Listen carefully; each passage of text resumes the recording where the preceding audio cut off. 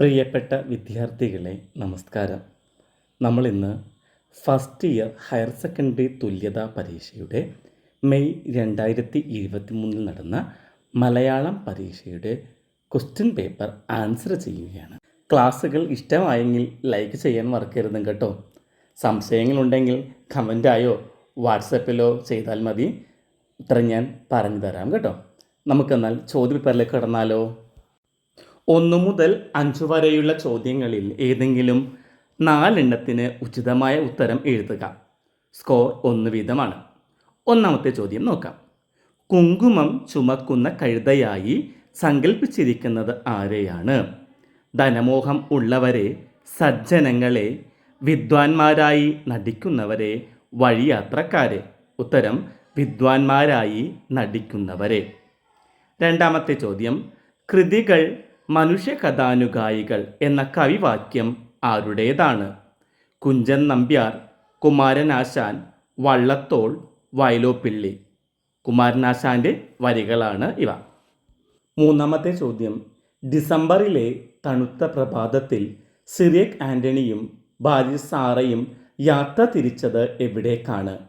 ഹിമാലയം, ആശുപത്രി, നിർമ്മൽ ഭവൻ, കടൽ തീരത്ത്. ഉത്തരം നിർമ്മൽ ഭവൻ.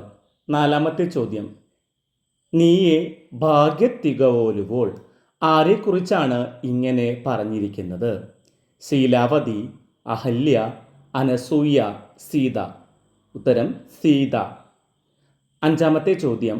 മധുര നാരങ്ങ പോലെ വിറ്റഴിഞ്ഞ ചങ്ങമ്പുഴയുടെ കൃതി ഏത്? മണിനാഥം, രമണൻ, നാളത്തെ പ്രഭാതം, ബാഷ്പാഞ്ജലി. ഉത്തരം രമണൻ. ചേരുംപടി ചേർക്കുക. ഉചിതമായ ഉത്തരമാണ് ഞാൻ പറയുന്നത്. ഉത്തരത്തിന് കിട്ടുന്നത് 1 സ്കോറാണ് കേട്ടോ. ആറാമത്തേത്. ചിരിക്കകത്തുള്ള ദുഃഖത്തിൻ്റെ മുഴക്കം. അനർഘ നിമിഷത്തിലെ ഒരു വാക്യമാണ് കേട്ടോ ഇത്. വള്ളത്തോൾ. കിളിക്കൊഞ്ചൽ എന്നതാണ് ഉത്തരം. തമിഴ് മഹാകാവ്യം ചിലപ്പതികാരം. ദക്ഷിണാഫ്രിക്കയിലെ സത്യാഗ്രഹം ഗാന്ധിജി. 10ാമത്തെ ചോദ്യം. വാക്യത്തിൽ പ്രയോഗിക്കുക 1 സ്കോറാണ്. ജന്മവാസന എന്നാണ് ചോദ്യം. അവളെ ചിത്രകലയിലേക്ക് ആകർഷിച്ചത് ജന്മവാസനയല്ലാതെ മറ്റൊന്നുമല്ല.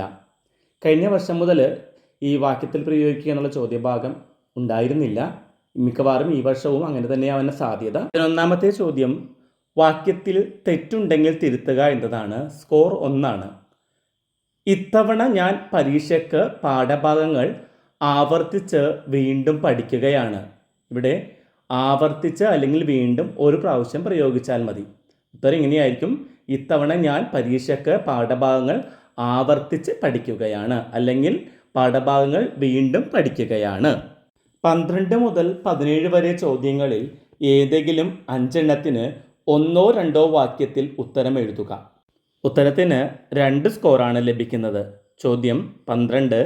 ചത്തുപോം നേരം വസ്ത്രമതുപോലും ഒത്തിടാ കൊണ്ടുപോവാനൊരുത്തർക്കും. ഈ വരികളിൽ തെളിയുന്ന ആശയം വ്യക്തമാക്കുക. ഈ വരികൾ പൂന്താനത്തിൻ്റെ ജ്ഞാനപ്പാനയിലേതാണ്. പണത്തോടുള്ള ആർത്തി മനുഷ്യനെ അതിൻ്റെ അടിമയാക്കി മാറ്റുന്നു. സത്തുക്കൾ ഇരുന്ന് ചോദിച്ചാൽ പോലും ദുഷ്ടരായ ഇവർ തങ്ങളുടെ സമ്പാദ്യത്തിൽ നിന്ന് ആർക്കും ഒരു തരി പോലും കൊടുക്കുകയുമില്ല. ചത്തുകഴിഞ്ഞാൽ വസ്ത്രം പോലും കൂടെ കൊണ്ടുപോകാൻ കഴിയില്ല എന്ന് ഇവർ മനസ്സിലാക്കുന്നില്ല. 13ാമത്തെ ചോദ്യം. കിളിക്കൊഞ്ചൽ എന്ന കവിതയെ അനുപമ സുന്ദരമാക്കുന്നത് എന്താണ്? കിളിക്കൊഞ്ചൽ എന്ന കവിതയെ അനുപമ സുന്ദരമാക്കുന്നത് ശൈശവ സംബന്ധിയായ നിഷ്കളങ്കതയുടെ പ്രകാശവും മാധുര്യവുമാണ്. 14ാമത്തെ ചോദ്യം. ഷെപ്സ്റ്റോൺ സമുദ്രതീരത്തിൻ്റെ 2 സവിശേഷതകൾ എഴുതുക. ആഫ്രിക്കയിലെ ഒരു പ്രധാന പട്ടണമാണ് ഷെപ്സ്റ്റോൺ. ഇതൊരു സമുദ്രതീര വിനോദസഞ്ചാര കേന്ദ്രമാണ്. ഷെപ്സ്റ്റോണിൽ ധാരാളം റെസ്റ്റോറൻറ്റുകളുണ്ട്. നമ്മുടെ ഇഷ്ടത്തിനനുസരിച്ച് ഇവിടെ മത്സ്യം പാചകം ചെയ്ത് കൊടുക്കുന്നു. ചോദ്യം 15. ഇക്കണ്ടക്കുറുപ്പ് പ്രവർത്തിച്ച കഥയില്ലായ്മ എന്ത്? വാസനാവികൃതി എന്ന കഥയിലെ കള്ളനാണ് ഇക്കണ്ടക്കുറുപ്പ്. അദ്ദേഹം തൻ്റെ പൂവച്ച മോതിരം കളവ് പോയി എന്ന് പറഞ്ഞ് പോലീസ് സ്റ്റേഷനിൽ കൊണ്ട് പരാതി കൊടുക്കുന്നു. ഇതാണ് ഇക്കണ്ടക്കുറുപ്പ് പ്രവർത്തിച്ച കഥയില്ലായ്മ. ആദിമകവി കണ്ണീർ വാർക്കുവാൻ കാരണമെന്ത്? ക്രൗഞ്ചങ്ങളിലൊന്നിനെ വനവേടൻ കൊന്നുവീഴ്ത്തിയതിലുള്ള നോവാലാണ് ആദിമകവി കണ്ണീർ വാർത്തത്. ചോദ്യം നമ്പർ 17. വീട് നിത്യപരാജയങ്ങളുടെ അങ്കത്തട്ടാണെന്ന് കഥാനായകന് തോന്നിയത് എന്തുകൊണ്ട്? ഇത് സ്ത്രീ ഭഗവതി എന്ന കഥയിലെ ഒരു ചോദ്യഭാഗമാണ്. ഒരു പൊതുപ്രവർത്തകന് വീട്ടിലെ സമ്മർദ്ദങ്ങളെ ഒരിക്കലും അതിജീവിക്കാൻ കഴിയില്ലെന്ന് തോന്നിയതുകൊണ്ടാണ്. ഈ ചോദ്യപേപ്പറിൻ്റെ ബാക്കിയുള്ള ഭാഗം അടുത്ത ക്ലാസ്സിൽ ചർച്ച ചെയ്യാം. എല്ലാവർക്കും നന്ദി, നമസ്കാരം.